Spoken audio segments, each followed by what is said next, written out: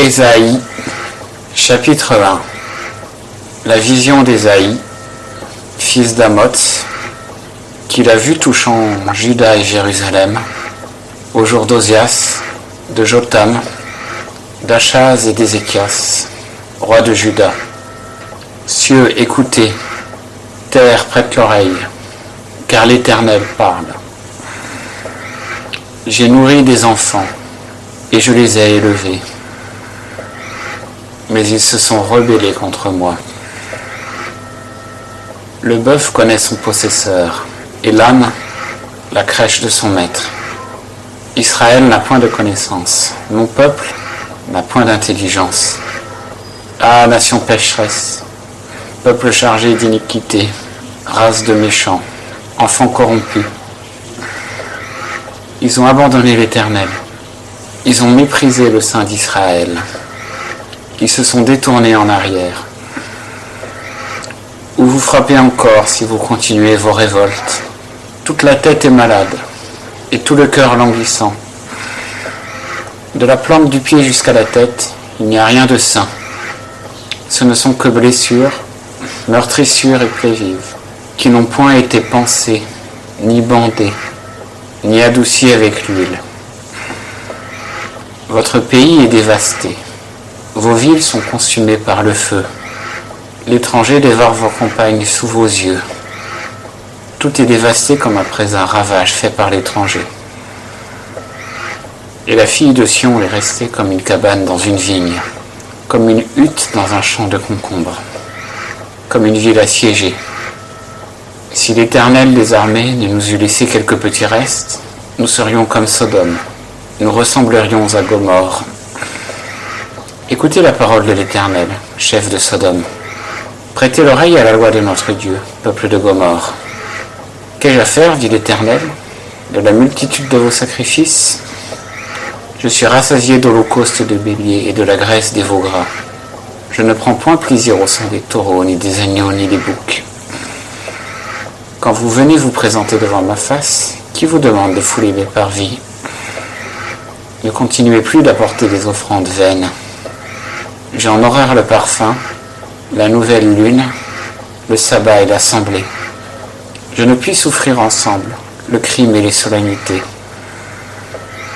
Mon âme hait vos nouvelles lunes et vos fêtes. Elles me sont à charge. Je suis las de les supporter. Quand vous étendez vos mains, je cache mes yeux de vous. Quand vous multipliez les prières, je n'écoute point. Vos mains sont pleines de sang. Lavez-vous, nettoyez-vous. Ôtez de devant mes yeux la malice de vos actions. Cessez de mal faire. Apprenez à bien faire. Recherchez la droiture. Protégez l'opprimé. Faites droit à l'orphelin. Défendez la veuve. Venez maintenant et débattons nos droits, dit l'Éternel. Quand vos péchés seraient comme le cramoisi, ils seront blanchis comme la neige. Quand ils seraient rouges comme le vermillon, ils deviendront comme la laine. Si vous obéissez volontairement, vous mangerez le meilleur du pays. Mais si vous résistez, si vous êtes rebelles, vous serez dévorés par l'épée, car la bouche de l'Éternel a parlé. Comment la cité fidèle est-elle devenue une prostituée? Elle était pleine de droiture. La justice habitait en elle, et maintenant des meurtriers. Ton argent s'est changé en scorie. Ton breuvage est mêlé d'eau. Tes princes sont des rebelles et des compagnons de voleurs. Tous ils aiment les présents et courent après les récompenses. Ils ne font pas droit à l'orphelin. Et la cause de la veuve ne vient pas jusqu'à eux. C'est pourquoi voici ce que dit le Seigneur, l'Éternel des armées, le puissant d'Israël. Ah, j'aurai satisfaction de mes adversaires. Je me vengerai de mes ennemis. Et je remettrai ma main sur toi. Je refondrai tes scories comme avec la potasse, et j'ôterai tout ton étain. Je rétablirai tes juges tels qu'ils étaient autrefois, et tes conseillers tels qu'ils étaient au commencement. Après cela, on t'appellera ville de la justice, cité fidèle. Sion sera racheté par la droiture, et ceux qui s'y convertiront par la justice. Mais les rebelles et les pécheurs seront détruits ensemble. Et ceux qui abandonnent l'Éternel périront, car ils seront confus à cause des chênes que vous aimez, et vous rougirez des jardins qui font vos délices.